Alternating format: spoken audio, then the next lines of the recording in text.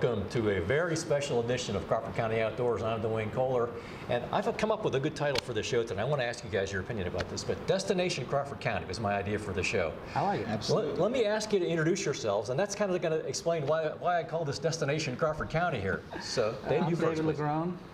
I don't know what else you want to know from me. Where are you from? I'm from Baton Rouge originally, but I live in North Texas now, up north of Dallas. Now, Perry, how about you? First of all, Perry Raber, grew up in Iowa. Okay. Originally moved to Texas about 10 years ago. So I reside in Aubrey, Texas. It's a little town north of Dallas, about 30 minutes. Now, and I heard a short time ago that you guys were driving here from Texas to come for big game hunting, small game hunting, and steelhead fishing. So it's like, Absolutely. man, That's so exactly I was right. three whenever you guys agreed to be part of our Crawford County Outdoor Show here today. We're happy so, to be here. Yeah, now, we're let me thrilled. tell you, how'd you find out about all that? How'd that all kind of get off the ground? You want to tell? First off, I mean, I guess we started with putting, trying to figure out a good way to put it. We applied for elk tags in Pennsylvania. We wanted to hunt in We wanted Pennsylvania. to hunt in wanted to come up. Pennsylvania. You know, we thought we'd apply for an elk tag. It was very cost efficient, affordable, and along with that, we got a deer tag. We obviously didn't get the elk tag, but we took what we could get. I understand that's quite very competitive. So I we mean, got our yeah, deer tag, and so we decided, well, let's go ahead and apply for a doe tag as well while we're going to be in town, and we got a doe tag. So Okay. and then we started searching. We said, well, we got to find a place to hunt. Do we hunt public land? Do we hunt some private land? You know, so we started searching the internet for reserves and lodges around, and we stumbled across Scattergun, which seemed to kind of separate themselves apart from what else was out there. Prices, just kind of, you know, called them up and started talking what we were looking for, and seemed like they had exactly what we were looking for. Well, I agree with Kind you. of a self-guided hunt, but at the same time, you know, we had a place to come to for a hot meal and a bed, and also get a little bit of guidance on what the deer's like around here and where to hunt, etc. So Scattergun's a great place here, and we've been able to kind of have a number of our shows centered here because they're really the kind of stuff that I'm interested in is what goes on here. So now you guys have been here for a couple days now, and you've already been up deer hunting a little bit. Tell us a little bit about that. What's it? Well, let me ask you this first. Okay, Texas and Pennsylvania. I'm guessing the deer here are probably a little bit bigger.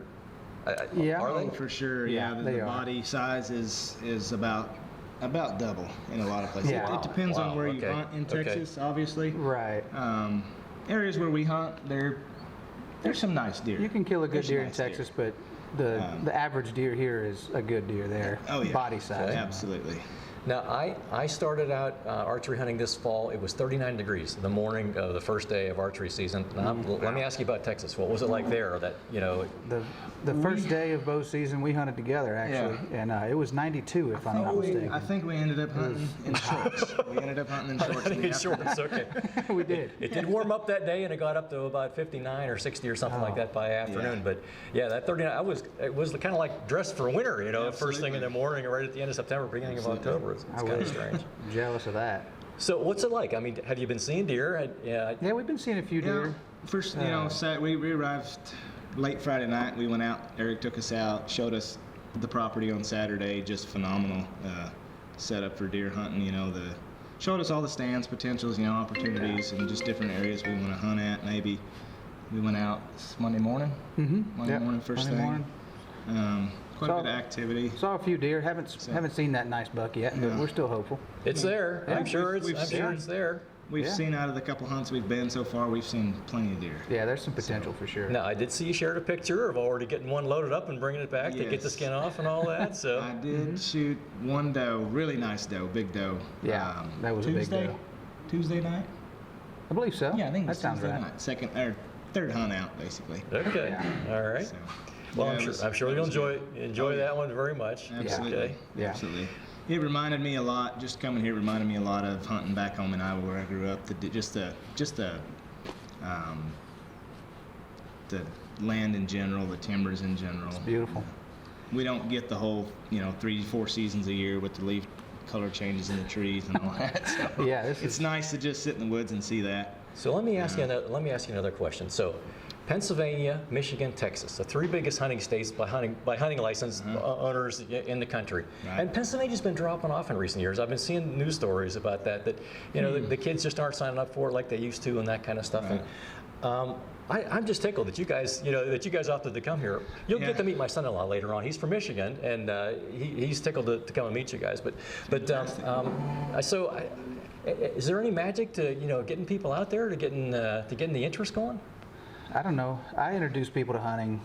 I bring them out to where I hunt back in Texas, and I try to make sure that they're successful, Right. even if it's just on a small scale. And that really kind of piques their interest and gets them hooked, and then they want to Just come out something more for them often. to have a really good first experience. Right. You take me out to do something for the first time and I succeed, I'm going to be hooked more than likely. Exactly. Exactly. All right, so you've already gotten started on your big game hunting here. You've already gotten started on the deer. So I'm tickled to be here, and I brought Crash and Butch along, and you'll get a chance to go on a small game hunt here. We'll get some pheasants out there. We'll get some chuckers out there. So have you guys been out for bird hunts in the past before? I never have. No, this will be my first time. I'm really excited. Okay. So I've hunted. Now, you're from pheasant- Iowa, yeah, originally. I've hunted pheasant, when I lived in Iowa a long time ago, but I haven't hunted pheasant in the past probably 7 years. So Okay. very much looking forward to that. Well, it probably hasn't changed very much. No. It's like I always tell people when they're coming for the first time, it's like your brain sees head and body and tail this Right. long, and your brain just says, let's just aim at the middle of that, and then you see the tail flares fly off, and then the bird keeps flying. Aim at the head, aim at the head. I'll try to remember that. Okay, so we're going to go and we're going to try a pheasant hunt. Now, when we come back in a few days here, you guys are going to go on a steelhead fishing trip. So I'm really excited to hear how that works out for you here. So okay, forward to that. pheasant first, steelhead next. Yes. Okay. Absolutely. Joining us now, Alec Link. Alec, you're the steelhead guy here. Yes, sir. So tell us about you. Tell us about your background with that and how you got involved. Lived along the lakeshore Lake Erie here for the last 30 years. Grew up in the outdoor business, my dad being a taxidermist, kind of led the footsteps to getting into the guiding business. So what's steelhead? I mean, Right. that's we've got guys coming from Texas here now to go steelhead fishing. Now, do you have people that come from other long I places? get people from, all over the country coming to fish this fishery. It's a world-class fishery, so. What do you suppose it is about steelhead that attracts folks from far away? It's just a sought-after sport fish. Pound for pound, it's probably one of the best freshwater sport fish that there is fighting. It's a great fighting fish. It does a lot of acrobatic stuff, and, people just hunt for them. So talk about the kind of like the creeks that flow into Lake Erie. Right. Seem to be any magic about that? Or? So what happens is Pennsylvania and Ohio both stock steelhead smolts. It's a hatchery fishery. We have barely any natural reproduction. So what happens is those fish in the summertime, they're cold water fish. So they go out in the lake to the deep water where it's nice and cold in the summer. And then over the winter, they come into the streams where it's nice and cool. And what they'll do is they try to spawn over the winter. Obviously, our reproduction percentage is real low, so they're just barely spawning. But they stay in it all winter from November to March. So when you're, I think of as a little kid, my family had a cottage out at one of the lakes here in Crawford County at Canada Lake, and Right. we'd go fishing and catch fish off the dock and whatever. It's like, okay, fishing season's over when it's time to go back to school or whatever. Yeah. That's not the way this works, right? No. This is kind of a fall, winter, spring fishery. They're not here in the summer unless you're out on the lake. So. So this is now we're actually the last day of October. We're talking November or Right. whatever. I mean, it's just getting rolling now, right? Right, yeah. Those fish probably start running, end of September, and the water stays pretty low and clear till about now. We got this great weather now that's going to bring the rivers up, and it's going to bring more fish in also from the lake. I heard a number of folks say it was kind of a dry. The second half of summer was pretty dry or whatever, and so that kind of slowed things down this year. Right, Is that right? yeah. So it was still pretty warm. It's still pretty warm right now, so that stops those. The water temps kind of fluctuate, and it's got to be a certain temperature, and then those fish kind of trigger and come into the river systems. All right. So give someone that's thinking about maybe giving this a try. Give them some Sure. tips. What are the kind of things that they need to sort of focus on? What kind of gear do they need? Obviously waders. Walking up and down these streams, you want to have a good, rubber-soled wader that's, good for traction. Preferably studs in your boots, so it keeps you from slipping. You know, most guys, you know, bait fishermen are using about 10-foot noodle rods with the spinning reel, fluorocarbon line, smaller hooks, eggs, minnows, you know, egg sacs all work really well for these fish. Does the fluorocarbon, does that line float then? No, it's just a little more. It's more invisible. Invisible to the fish. Yep. Okay. Now why eggs? As opposed to a nightcrawler or something? Any fish will eat an egg. Okay. I mean, that's the theory behind that. And one thing too is that when these fish are spawning, they're still dropping eggs. I mean, these females that come in the river are still filled with eggs, and they're still doing the spawning activities and dropping the eggs and, you know, making their reds and stuff like that. They're just not getting fertilized to where they're going to take hold and, you know, sustain themselves. So I have a family member who's got this big steelhead on the wall, whatever. Yeah. You know, I mean, is this kind of a trophy thing, or are they good eaters, or what's the? You know, they're not the best eating. They're good to smoke. You know, smoking them's really good. You know, anything over 30 inches is a good one. So, you know, you get those guys that are after those big ones and will mount those ones. You know, in the summertime, guys get a lot of big fish out in the lake too. So that's, you know, we get a majority of taxidermy mounts from the lake. But yeah, there's guys that'll keep them. And How do you do a taxidermy mount on a fish, by the way? there's a couple different ways. You know, they replicas. You know, they can take measurements of the fish and paint it to the picture. Okay. We actually use the whole skin and do the skin mount and treat the skin Okay. and put it over Okay. a form and then you know, paint it. Interesting. Yeah. Interesting. So just sum the whole thing up here. So you've got people coming from countries all over the world, from all over USA coming for Right. this. That's got to be something that I don't know. Even the local folks, maybe they don't even realize that's going on. Yeah, I mean, it's kind of a, you know, a pretty good secret that's kept pretty quiet. You know, it's starting to get more popular over the last, you know, 10 to 15 years. But yeah, it's a special place and a special fishery. So. Well, Alec, thank you very much for being our Absolutely. expert here. We appreciate it. No problem. So, Dave Perry, so what'd you think of the pheasant hunt? What'd you think? Golly, that was a cool time. I've never done anything like that. I think one thing that folks maybe don't realize is what a kick I get out of these wearable cameras now. Yeah. I mean, we had you wearing one that clipped onto your hat, and you get a nice wide angle shot, and there's nothing more fun than looking down like you did, looking down the barrel of that gun, and you see the feathers go puffing off. Yeah. Now, you had one bird, it looked like it was going to whack you right in the head, I right? thought it was going right down my gun barrel. You had to defend yourself from that one, right? Yeah, it was in attack mode. Now, Perry, you were wearing glasses, and the glasses got some good footage there Oh, too. they're and- great. They're fantastic. And Just so let me ask you what you thought about the dogs' work there. That to me sometimes becomes the most fun thing of the whole hunt there is seeing those dogs out there just Absolutely. busting it there. I couldn't stop laughing. So for me, I've never hunted with dogs before. We've always just, you know, hunted without dogs. It was a very cool experience. I really enjoyed it. Yeah. It was very neat. So Definitely would, if I hunt in the future, it definitely needs to be a dog. Yeah, it was a well-trained puppy. so the pheasants, they do a pretty good job of jumping up, and the chuckers, they're a little bit more. They don't go quite so high and they don't go quite so fast or whatever. So it's like pheasant basketball, chucker, you know, softball, maybe, you know, kind of a thing. So you gotta get your aim down pretty good on those Absolutely. chuckers. You gotta be pretty quick. But you guys got them. I mean, you got the chuckers that were out there. Yeah. Now, I mean, for those folks who haven't watched this on Crawford County Outdoors before, chucker's kind of like a grouse, and it's one. They don't behave like the actual grouse. They fight. You know, they're very territorial, and so Right. they try to raise them, you know, in pens to Yeah. be able to have them to be released. And they fight with each other, and they'll actually kill each other. Yeah. The chuckers for whatever reason behave better in a pen situation. Yeah. And the pheasants behave pretty well in the pen situation too. So that allows us to stalk them out there. Right. So once they get out and get wild, we did have a few that were those wild ones. They seemed to, now I don't know what we guys thought, but they seemed to want to run from us. You know, Yeah. we get you know, hear one cackle or whatever. We start getting over there and look down the path there, and there's 150 yards in front of us running away from us, you know. Yeah. And so I've said to people before, the birds, they want to hide first, and then with the dog, they can't hide from the dog. So Right. then they're going to run second, and they're going to fly third. Yeah. So we get the dogs to get in there and bust them up in the air, and then we can knock them down. So I thought you guys did a great job. I thought you did a great job shooting. I thought we did okay for not, I was pretty especially happy with it. My for first him being time. his first time and me not having hunted pheasants in 7 years. I was tickled to get to be able to shoot with you, because I love that. That's my. We sure enjoyed Thankfully, my it. wife doesn't limit me to one hobby. But if there was only one, that would be my Yeah. one.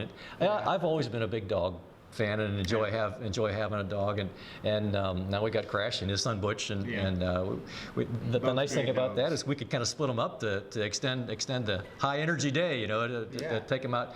Every once in a while I'll put them out together, you know, but it's kind of nice to have them to split them up a little bit there, so we can extend that. So, all right. So if anybody's looking for a good pheasant hunt, Scattergun's a good place to go. Absolutely, I would Definitely recommend it. highly recommend Scattergun for any hunt, archery, rifle season, just deer, turkey, pheasant hunts, as well as looking forward to the fishing. And I would So now I would say I would recommend that as well, because the way the rest of the hunts have went, it was nothing short of phenomenal.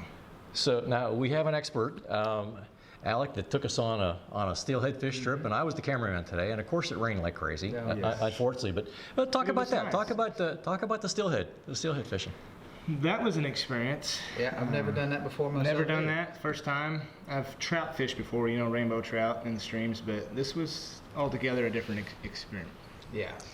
The steelhead, from what Alec told me, it's a very aggressive and fight. And when you hook one, now you got one. We were able to get him on camera, and boy, he did want to fight. He was pulling your pole. He was very feisty, for sure. So what was that feeling like whenever you hooked onto that guy? It was phenomenal. Just a fight they put up. Yeah. You know, it's just that adrenaline you get, and I get when I fish, no matter what kind of fish you catch. You know. But I would say I wasn't expecting a fish in a stream like that to put up. No, I wasn't really expecting him to be that strong and be that fierce. You know, honestly, I just figured, you know, he might fight a couple minutes, but the power he had, it was unbelievable. Now we got some pretty good pictures of you holding up that fish at the end there, so I was excited for you and excited for the folks watching the show. My thing is, hey, it's right in your backyard, guys. You know, let's get out and give it a try here. Absolutely. All these creeks that run into Lake Erie, they all seem to have some fish in there. That was fun. Oh, that was fun. It was That was a fantastic. real good time. We'll be back to do that again. Absolutely. For sure. So why don't you sum the whole thing up here on your visit here? What'd you think? Well, we were already talking about when we're going to be able to come back. We had a good time all the way around. There's Definitely, just want to cooking. thank Eric and Karen at Scattergun for all the hot meals, the warm beds to sleep in. Food's phenomenal. Yeah. Hospitality's nothing short of outstanding. Definitely want to come back next year and do all three: hunt deer, hunt pheasant, They put and together a real good time steelhead for us. fishing for sure. So. Well, let me say from a Crawford County resident, we're tickled to have you guys coming from. Now, let me ask you, how far did you have to drive to get here? I mean, it was over 1,000. hours. Roughly 20 hours. Over 1,000 miles, right? One way. So yeah. It was Ouch. well worth it. Wow. Well worth it. So, okay, Crawford County residents here. People are coming from 1,000 miles away, coming here to do this stuff that we got here right here at home. So Visit get out there, Scattergun Lodge. get out there and do it. That's right. Get out there and do it. Well, Perry, it's a pleasure to meet you. Thank you. Dave, thank you very much for being with us on Crawford County Outdoors. Joining us now, Chef Lisa Beck. So, Lisa, this is one of the coolest Crawford County Outdoors, I think, ever. Destination Crawford County was my suggestion for the title. Guys driving all the way from Texas to come and do all the fun stuff that we have to do here in the fall. The big game hunt, they wanted to go, I guess the deer where they are real little, and they wanted to get a bigger deer here. You want to come here and get the best. And small game hunting. And we have awesome small game hunting, and we're going to talk about that a little bit more. And then the steelhead fishing. Now, the steelhead, they did catch and release. So, so we didn't have any fish to bring. And no fish to fry. No fish to fry. What are you going to do? So what was your idea for a recipe today? Today is Southwestern Pheasant Bake. Okay, now this is a recipe that, and I say this every time, you don't have to use pheasant. You can use chicken. I actually use this every year after Thanksgiving, which is about now, so it's the time, with leftover turkey. So it's one of those really nice recipes that you can substitute any of those white meats. But today we're using pheasant because hence, this is Crawford County Outdoors, so here we go. And we started off with the pheasant. We did. And as I'm always directed to at my house, I boned the pheasant up into little bitty pieces and all like the size of your little fingernail kind of a thing.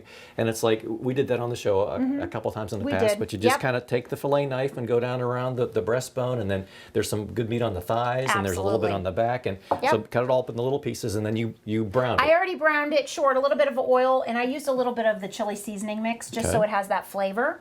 So we have our pot ready to go. There's some oil in there. And the very first thing we're going to do is add, oh, it's steaming. It's gonna smoke there. So about a cup of onion. You want to mix that up for me, please? All right. And we'll move about 3 minutes till they're, starting to be a little translucent. This is a really easy recipe. It's delicious. My family loves it. Great for leftovers. So you're going to do that. I'm going to open up 2 cans of diced tomatoes. Okay. How did you do that left-handedly? Yes. Well, I'm actually opening with my right hand, believe it or not. Wow. I also have 2 small cans of green chilies. So we're going to put those in there.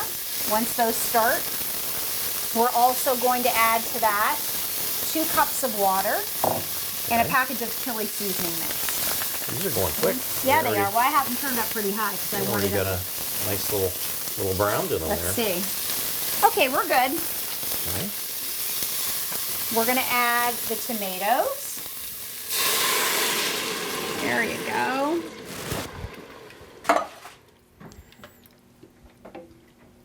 That quieted it down a Sure little bit. did. And we're going to add our green chilies. Still going to keep it turned up though. And our sauce, our chili sauce. Whoops, there's just a little bit more in there. Okay. And our water. And really, this is the main thing that you have to do.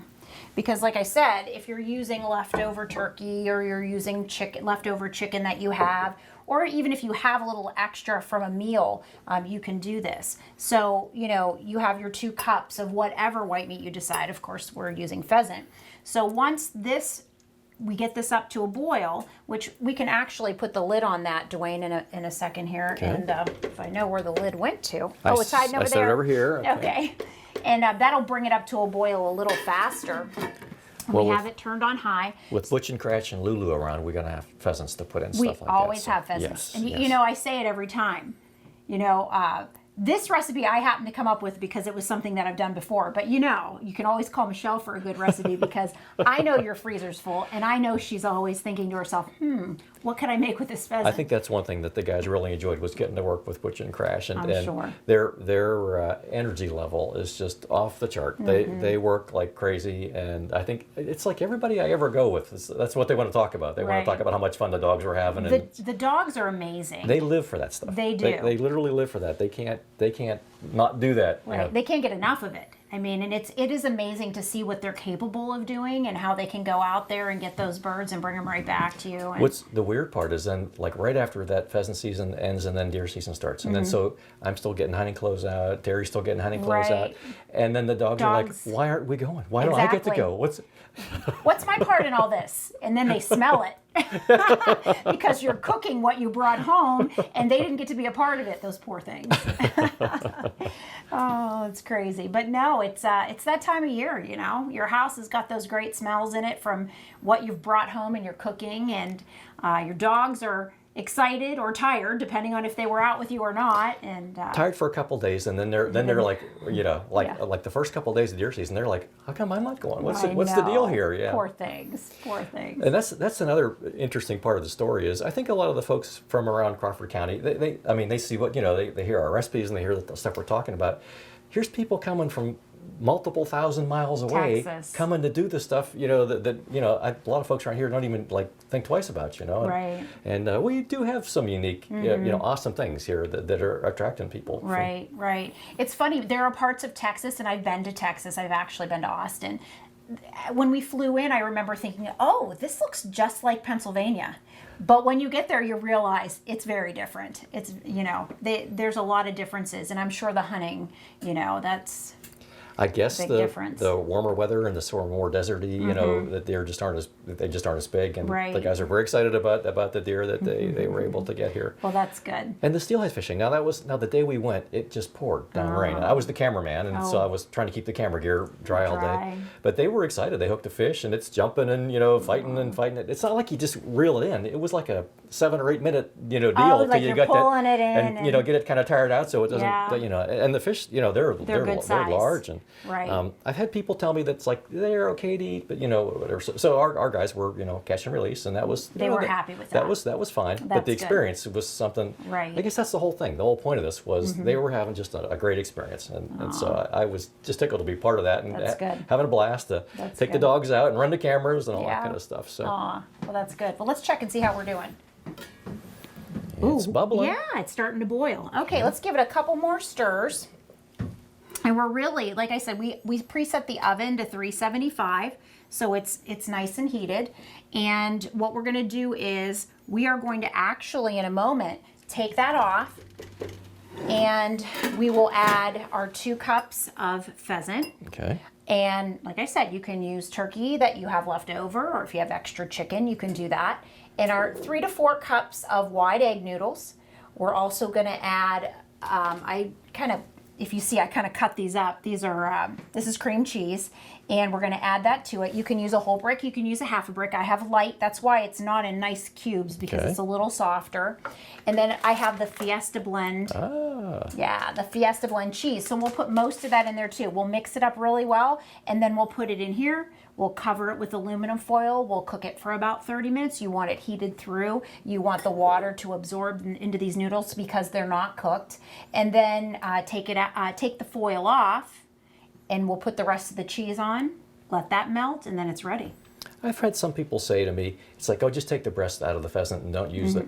There's actually some really nice meat on the There thighs, is. and There then is. down the back, there's a couple pieces. Now, when you get to the drumstick part of the pheasant, there's a lot of tendons and stuff in there, Right. so you can strip off little bits out of that. But that does make a difference from maybe a half a pound to Right. 3/4 of a pound or closer to a pound, Right, it depending can on the give you- size of the bird. Can Yeah. give you a little more, and I remember that from when you did that actual deboning of the pheasant here. If you just take the breast off, that's 5 minutes. That doesn't take any time at all. No. But then all that, picking the little stuff off, then it, Yeah, turns it into it's a. worth that extra But it is, time. because you almost double the amount of Right. meat that's available for a project like this. So. Right. I think we're about ready. Let's look.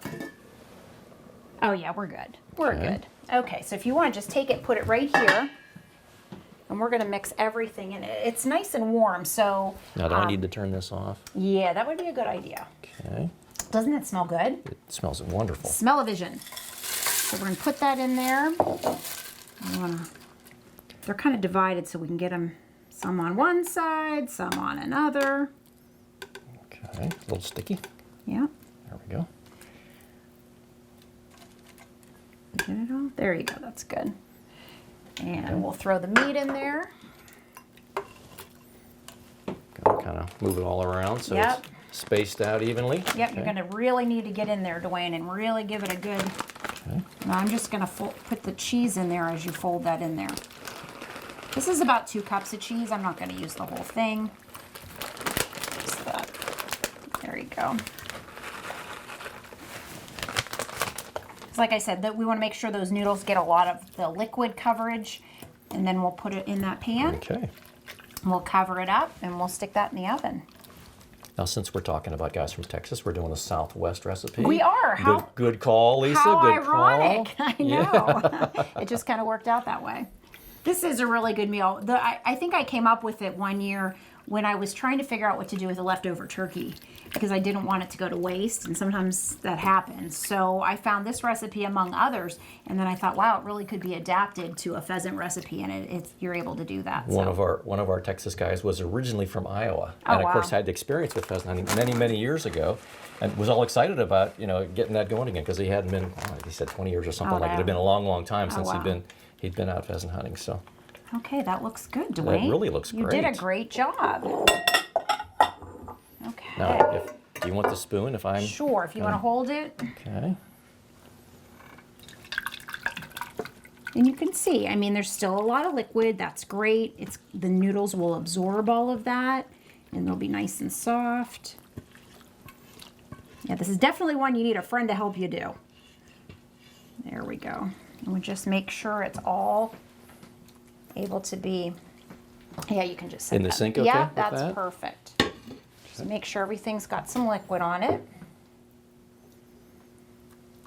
This is a nice recipe too. You could take a casserole dish that you could take to a party. Sure. It's not difficult. Pretty simple to make. Okay, we're going to get some foil on that, and then we'll get that in the oven about 30 minutes. If you want to go a little longer, you could do 40.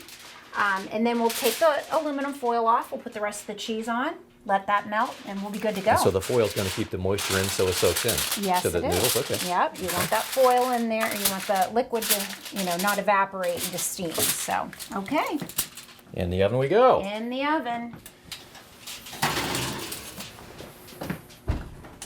Great. Hey, how about these cool camo oven mitts, Lisa? You're blending in. I can't. know, I I can't love see it. you. I can't see your hands. Hey, we attracted a sampler behind you there. We How about did, that? we did. Yeah, Gavin Beck, thank you for right. joining us. All right, here comes our Southwestern. Southwest. Pheasant bake. Look at that. Whoa, That look at that. is some good stuff. My. Look at that. Again, very hot, so be careful. We're gonna put a little dollop of sour cream on okay. it. I've also done avocado, taco sauce. You could do any of your taco fixings. I mean, it's really this is a good recipe. So, again, be very careful, Duane, because that's pretty hot. Okay. You too, Gav. We can do some sour cream on that. Ooh, lots of cheese. How about that? So you don't even have to like boil those noodles. They No. kind of like soften themselves up just from Taking- their trip to the oven there. That's right. They take in that liquid. Huh? Okay. And let's give everybody a little dollop of sour cream. There you go. There you are. A little bit for me. And we get to taste. Get a little of that sour cream in there.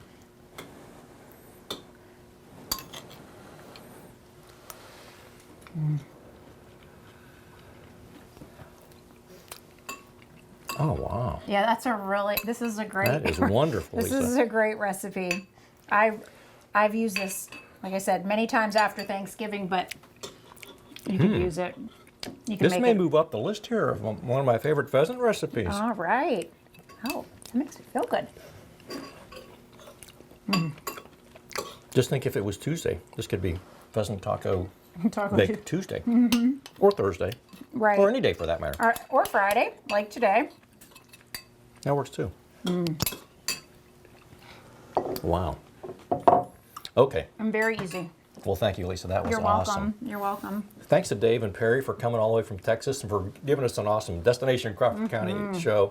And thank you to the folks at home for joining us on Crawford County Outdoors. And we will talk to you next time. And I am finishing my pheasant taco bake So here. am I. That is wonderful.